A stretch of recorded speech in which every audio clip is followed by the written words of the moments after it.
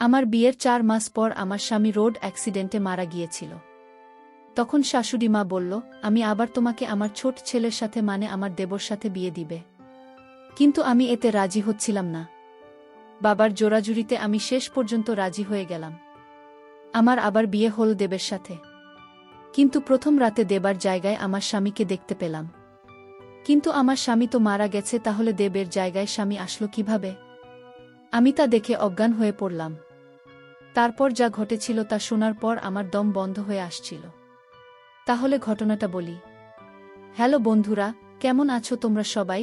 আমি তোমাদের সবার প্রিয় কেয়া আপু, তোমাদের জন্য নিয়ে এলাম একটা নতুন গল্প। আজকের গল্পটা শুনলে তোমাদের 100% হাত নাড়াতে হবে। প্রতিদিন নিয়মিত ঘোপাগপির গল্প পাওয়ার জন্য আর আমার সাথে কথা বলতে চাইলে আমার চ্যানেলটি সাবস্ক্রাইব করে নোটিফিকেশন বেলটি অল করে রাখুন। তো গল্পটি শুরু করা যাক। মাথাটা ঘুরে গেল যখন শুনলাম আমার দেবর সাথে বিয়ে হবে। মাত্র কয়েকদিন হলো নেই, এরই মাঝে ওনারা এরকম একটা সিদ্ধান্ত নিয়ে নীল আমাকে না জিজ্ঞাসা করে। আমার বাবা আছে মানেই ছোটবেলায় মারা গেছে। আমি আমার এক খালার কাছে বেড়ে ওঠা। স্কুল কলেজ লাইফ শেষে বিয়ে হলো আমার, কিছুটা লাভ ম্যারেজ ছিল। ওর সাথে আমার প্রথম দেখা হয়েছিল একটি বাসে। সেদিন বাসে প্রচুর ভিড়, বসার জায়গা নেই। দাঁড়িয়ে আছি দেখে আমার খুব কষ্ট হচ্ছে। দেখলাম একটা লোক আমাকে ইশারা দিচ্ছে। আমি উঠছি, আপনি বসুন। আমি কোনো উপায় না পেয়ে বসে পড়লাম। নামলাম দুজন একই স্টপেজ। সে বলল, হাই, আমি সুমন। জি, আমি নাসরিন।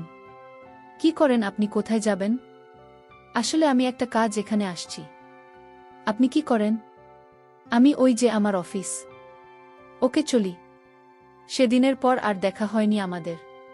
কিছুদিন পর আমাকে দেখতে আসলো। শুনে নাকি সেদিনই আমাকে ভাল লেগেছিল। তারপর খোঁজখবর নিয়ে সোজা বিয়ের প্রস্তাব। খালা, খালু ও আমার বাবা রাজি হয়ে গেল। বিয়েটা বেশি ধুমধামভাবে হয়নি, হালকা অনুষ্ঠান করেই হয়েছে। আমি বসে আছি।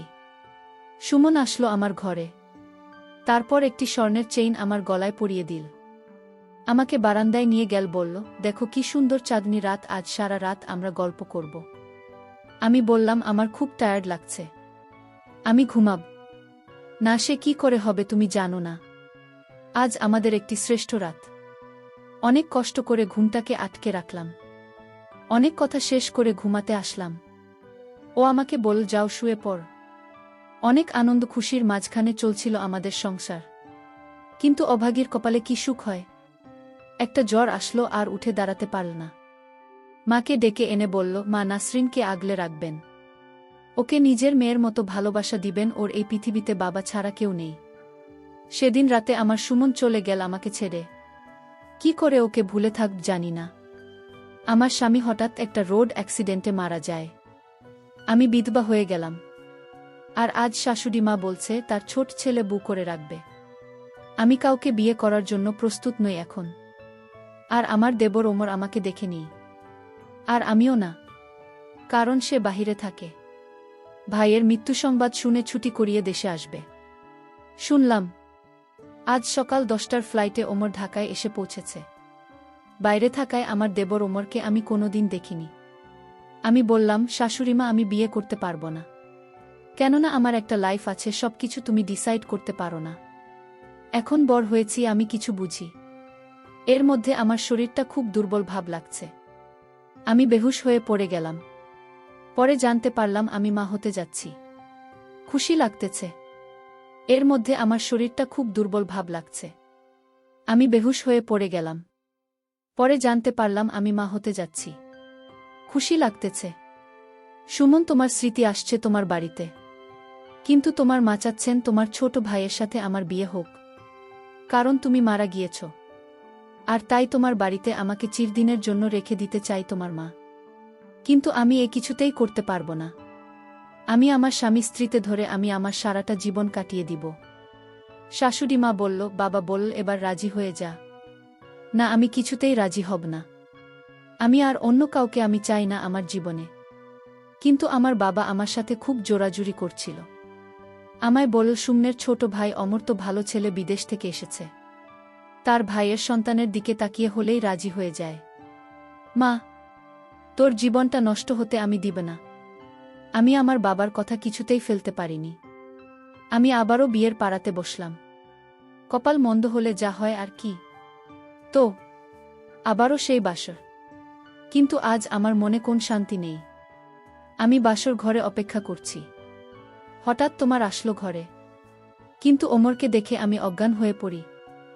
আমি কি দেখছি, এত আমার স্বামী, যে কিছুদিন আগে রোড অ্যাক্সিডেন্টে মারা গিয়েছিল, সে আবার কিভাবে জীবিত হয়ে ঘরে ঢুকলে?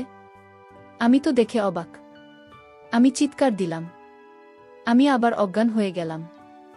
আমাকে দ্রুত হাসপাতালে নেওয়া হলো। আমার পাশে ওমর দাঁড়িয়ে ছিল। 2 দিন পর আমার জ্ঞান ফিরল। আমি আমার বাবার বাড়ি গেলাম কিছুদিনের জন্য। বাবাকে বললাম, বাবা, শোনাতে আমার স্বামীকে আমি দেখতে পেলাম। আমার দেবর এর বদলে। এটা কি করে সম্ভব বাবা? কিছুক্ষণ পর আমাদের বাড়িতে একটা গাড়ি আসলো এবং গাড়ি থেকে ওমর আমার শ্বশুর শাশুড়ি নামল। আমি দেখে খুব ভয় পাচ্ছিলাম। আমার শাশুড়ি মা বলল, আরে বোমা, তুমি এত ভয় পাচ্ছ কেন? আসলে ভুলটা আমারই হয়েছে। আমি যদি আগে বলতাম যে আমার 2 যমজ সন্তান রয়েছে, আর তোমার স্বামী সুমন দেখতে যেমন ঠিক ওমর মানে তোমার দেব দেখতে আসেন, দুজনকে উদ্ধার বদল করলেও ধরতে পারবে না এটা সুমন নাকি ওমর। পরে আমি জানতে পারি তারা যমজ ভাই ছিল। তাই বাসর ঘরে আমি তাকে দেখে ভয় পেয়েছিলাম। আমার কিছুতেই বিশ্বাস হচ্ছে না আমার স্বামী সুমনকে ওমর বলে চালিয়ে দেওয়া যাবে। পরে আমি ওমরের সাথে আবার শুরু বাড়ি ফিরলাম। তারপর দিন ওমরকে খুব রাগী রাগী দেখলাম। আমাকে প্রচণ্ড জোরে ধাক্কা মেরে ফেলে দেয় মাটিতে। প্রচণ্ড মাথা ব্যথা পেলাম। আমাকে অনেকগুলো চোর দিল। আমি বুঝতে পারছি না সে আমাকে এভাবে অত্যাচার করল কেন। আমি কি দোষ করেছি? আমি কোনো কিছু আন্দাজ করতে পারছিলাম না কেন এমন করছে। তাহলে বিয়েটা করল কেন? আমি কিছুই বুঝলাম না। ওমর আমাকে এত আঘাত করছে কেন? অনেক কান্না পেল যে আমার জীবনটাই মনে হয় অভিশপ্ত। কোনো সুখ আমার কপালে নেই। এদিকে মাথা খুব ব্যথা করছে। অনেক সময় পর আমার ঘুম আসুন। সকালে ঘুম থেকে উঠে দেখি ওমর আমার পাশে ঘুমিয়ে আছে। ঘুমন্ত অবস্থায় ওকে নিষ্পাপ মনে হচ্ছে। মনে হচ্ছে যেন এই আমার শিশুমন। এক চেহারা একরকম সবকিছু, কিন্তু মনটা বোধহয় এক না, আর হবেই বা কেন? একটা বিবাহিত মেয়েকে কি একটা অবিবাহিত ছেলে বিয়ে করতে চায়? উপরে আমাকে চাপিয়ে দেয়া হয়েছে। ও হয়তো আমাকে পছন্দ করে না। সকালে নাস্তার টেবিলে খুব ভালো ব্যবহার করল। হয়তো মা আছে তাই। আমি তোমাকে কষ্ট দিতে চাই না, কারণ সে কয়েকদিন আগে তার এক ছেলেকে হারিয়েছে। মা বলল, মা, বাবা নাসরিনকে নিয়ে ঘুরে আয়। আজ নয় মা, কাল নিয়ে যাব। আমি রুমে আসলাম। কিছুক্ষণ পর ওর আসল আমাকে বলল, এই মাকে কিছু বলছিস? না, আমি কিছুই বলি নাই। হ্যাঁ, কিছু বলবি না? আজ একটা কাজে যাচ্ছি, কাল তো ঘুরতে নিয়ে যাব। সেদিন রাতে ওকে দেখে আমার খুব ভয় ভয় করছিল, কিন্তু বাঁচা গেল, কিছুই বলল না। আমি ঘুমিয়ে পড়লাম। আজ সারাদিন ওমর খুব ভালো ব্যবহার করল আমার সাথে। কোনো রাগারাগি করল না। বিকেলবেলা একটা শাড়ি এনে বলল, নাসরিন, উঠল, এই শাড়িতে তোমাকে খুব মানাবে। আমি কোনো কথা না বলে আমি নিজেই শাড়িটা পরে নিলাম। কিন্তু মনে মনে ভাবলাম, ওমরের হঠাৎ এই পরিবর্তন কেন? এই তো গত রাতে আমাকে খুব মেরেছিল। আজ যেন মন ভালো হয়ে গেছে। এর পিছনে কি কোনো কারণ আছে কিনা? আমি কিছুটা তাকে সন্দেহ করছিলাম। ওমরকে জিজ্ঞেস করলাম, ওমর, আজ তোমার মনটা অনেক ভালো হয়ে গেল, কিভাবে? ওমর বলল, আরে, মানুষের মনকে সব সময় একরকম থাকে। আজ আমার মনটা খুবই শান্ত। আমি আর কিছু বললাম না। ঘুরতে চলে গেলাম একটা সাগরপাড়ে। সাগরপাড়ের ঠান্ডা হাওয়া আমাকে মুগ্ধ করে দিচ্ছে, মনে করিয়ে দিচ্ছে আমার স্বামী সময়ের কথা। ও আমাকে নিয়ে মাঝে মাঝে এখানে আসে। এর মধ্যে ওমর ফুচকা নিয়ে আসে। অনেক পছন্দ ফুচকা, মার খেলাম অনেক। এরপর সন্ধ্যায় আমরা বাড়ি ফিরে আসলাম। রাতে ঘুমের মধ্যে শুরু হল পেট ব্যথা। আমি মনে করলাম অনেক ফুচকা খেয়েছি, তাই এরকম হচ্ছে। ওয়াশরুমে গিয়ে দেখলাম আমার অবস্থা খারাপ। কোনো মতে বাইরে আসলাম। ঘরে এসে শুনতে পেলাম ওর ফোনে বলছে, মনে হয় কাজ হয়ে গেছে। দেখলাম প্রেস রুমে গেল। আপনার কথা মতো আমি ফুচকার সাথে মিশিয়ে দিচ্ছি। আমি কথাগুলো শুনে ওর কাছে গেলাম। ফোনটা কেড়ে নিয়ে শুনলাম, ওষুধ যখন কাজ করেছে তাহলে আমার টাকাগুলো দিয়ে যেও। আমার সাথে ষড়যন্ত্র করেছে। আমি ফোনটা ফেলে দিয়ে ওর কলার ধরে বললাম, কেন এমন করলি তুই? আমাকে পছন্দ না হলে বলে দিতে, আমি চলে যেতাম, তোর সামনে আসতাম না। তুই আমার স্বামীর শেষ স্মৃতি মানে তার সন্তানকে মায়ের জন্য আমাকে ফুচকার সাথে কি খাওয়ালি? তোর ভাইয়ের শেষ সম্বল তা শেষ করে দিলি, তুই কি মানুষ? এটা তো ভাইয়ের শেষটি ছিল, আর ওকে তুই মেরে ফেলি। ও আমাকে বল, ভাই, ওকে আমি ভাই না শত্রু মনে করতাম। ছোটবেলা থেকে সুমন পড়াশোনায় ভালো, শুনে নাকি গান বুদ্ধি বেশি ওমরের চেয়ে। প্রশংসা শুনতে শুনতে আমি কাহিল হয়ে পড়েছিলাম। ও এই দেশের বাবা মার কাছে রইল, আর আমাকে বিদেশে পাঠিয়ে দিল কষ্ট করে টাকা উপার্জন করার জন্য। যাও, মৃত্যু সংবাদ পেয়ে খুশি হয়ে ছুটে আসলাম। তার বুকে আবার বিয়ে করতে হবে, তাও আবার তারই সন্তানকে লালন পালন করতে হবে। আমি তার বউকে মেনে নিতে পারি, কিন্তু তার সন্তানকে নয়। আর তাই আমি ভাইজের সন্তানকে মেরে ফেলেছি, বুঝলে? আমি ওর কথা শুনে ধীরে ধীরে মাথা ঘুরে পড়ে যেতে লাগলাম। আমি বেহুশ হয়ে পড়ে রইলাম। শাশুড়ি আম্মা দৌড়ে এসে আমাকে হাসপাতালে নিয়ে গেল। আমার বাবাকে ফোন করে আনল। আমার বাবাকে আমার শাশুড়িমা অপমান করতে শুরু করল। বল যে, আপনার মেয়ে মাথায় কোনো সমস্যা আছে? নইলে কিছুদিন পর পর এরকম বেহুশ হয়ে যায় কেন? আপনার মেয়েকে ভালো ডাক্তার দেখান। আমার এক ছেলেকে হারিয়েছি আমি, আর আমার শেষ সম্বল মোটকে হারাতে পারব না। আপনি দয়া করে আপনার মেয়েকে আপনার বাড়িতে নিয়ে যান। আমার জ্ঞান ফেরার সাথে সাথে আমার বাবা মাকে সব কথা বলল। আমি বাবাকে বললাম, বাবা, ওমর মানুষ নামের অমানুষ। আমি কান্না গলায় বললাম, সে তার ভাইয়ের স্মৃতিকে নষ্ট করে ফেলেছে বাবা, ফুচকার সাথে ওষুধ মিশিয়ে। আমি তা বুঝতে পারিনি বাবা। আমি যাকে নিয়ে স্বপ্ন দেখতাম তাকে মেরে ফেলেছে বাবা। শাশুড়ি মা আমার কথাগুলো শুনে নিশ্চুপ হয়ে রইল। আমার শাশুড়ি মায়ের মুখ দিয়ে কোনো কথাই বের হচ্ছে না। আমার শাশুড়ি মা বুঝতে পারল তার ছেলে দোষে তার ভাইয়ের শেষ স্মৃতি মানে তার সন্তানকে মেরে ফেলেছে, ফুচকার সাথে কি জানি মিশিয়ে দিয়ে। আমার কোনো দোষ নেই। হঠাৎ চোখ মেলে দেখি মা আমার পাশে আছে, বলছে, না, কাঁদিস না, যে যাওয়ার সে তো চলেই যাবে। আমাকে ইশারা দিলাম, আর কিছুই জানতেন না বলে। কিছুদিন পর আমি সুস্থ হলাম, মাকে বলতে যাব।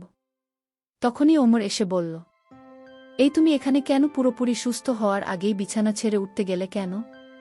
ও আমাকে রুমে নিয়ে বলল, মাকে কিছুতেই কথা বলো না। আমি মাকে আর কি বলবো? মা যা জানার জেনে গেছে, কারণ আমি বলতে বাধ্য হয়েছি। তোমার মা আমার বাবাকে দোষ দিচ্ছিল, বলছিল আমার নাকি মাথায় সমস্যা, আর তাই আমি সব সত্য কথা বলে দিই। এই কথা বলতে ওমর আমার সাথে অদ্ভুত আচরণ করতে লাগল, কারণ আমি চাই ওকে শিক্ষা দিতে। প্রায় 6 মাস পর ওমর ঘুম থেকে উঠে নাসরিন নাসরিন করছে। সারা বাড়িতে নাসরিনই। টেবিলের উপর একটা চিঠিও জমা পড়তে লাগল। প্রিয় মোর, আশা করি আমাকে আর খোঁজাখুঁজি করবে না। আমি এই দিনটার আশায় ছিলাম, আর আজকে আশায় আমি তোমার 100 অত্যাচার সহ্য করেছি। তুমি যেমন আমার কাছ থেকে আমার সময় শেষ চিহ্ন কেড়ে নিয়েছে, ঠিক তেমনি আমিও তোমার কাছ থেকে তোমার সন্তানকে নিয়েছি। হ্যাঁ, আমি মা হতে যাচ্ছি, যাকে তুমি পাওয়ার আগেই হারিয়ে ফেলে। আর মাকেও আমার সাথে নিয়ে যাচ্ছি। তুমি থাকো তোমার রাজ্যে, আমি আমার সন্তানের খুনির সাথে এক ছাদের নিচে থাকতে পারব না, কারণ আমি তোমাকে অনেক ঘৃণা করি, অনেক। ইতি নাসরিন। নাসরিন মাকে নিয়ে খুব দূরে একটা এলাকায় সে বসবাস করতে লাগল। 6 মাস পর নাসরিনা কুল জুড়ে একটা ছেলের জন্ম নেয়। ছেলেটির নাম রাখে ইমন। সুমন বলেছিল, আমাদের ছেলে হলে এই নামটি রাখব, তাই নাসরিন এই নামটি রাখুন। আজ ইমনের 4 বছর। ইমন বলল, আমার বাবা কই? নাসরিন শুনে নাকি ছবিটা দেখিয়ে বলল, এই তোমার বাবা মরে গেছে, আমাদের ছেড়ে চলে গেছেন। ইমনকে জড়িয়ে ধরে অনেক কাঁদল, আর মনে মনে বল, দেখো মোর, তুই বেঁচে থেকেও তো সন্তানের কাছে মৃত, আর আমার সুমন চিরদিন আমার কাছে জীবিত। তবে তোর ছেলে তোকে ঘৃণা করে বড় হবে, আর এটাই তো শাস্তি। আমার সন্তান বড় হলে আমি কোনোদিন তো পরিচয় দিব না। আমি আমার ছেলেকে বলবো, তোমার বাবা তুমি জন্মের আগেই মরে গিয়েছে। আমি তো সন্তানকে দিয়ে তুলে কষ্ট দেব। প্রিয় বন্ধুরা, গল্পটি ভালো লাগলে অবশ্যই কমেন্ট করে জানাবেন। আর নিয়মিত এমন আলাদা স্বাদের গল্প শুনতে ভিডিওটিতে লাইক এবং চ্যানেলটিকে সাবস্ক্রাইব করে সাথেই থাকুন। আর হ্যাঁ, নোটিফিকেশন বেলটি অল করে রাখবেন, যাতে পরবর্তী গল্প সবার প্রথমে আপনাদের কাছে পৌঁছে যায়। ধন্যবাদ বন্ধুরা। ধন্যবাদ সবাইকে।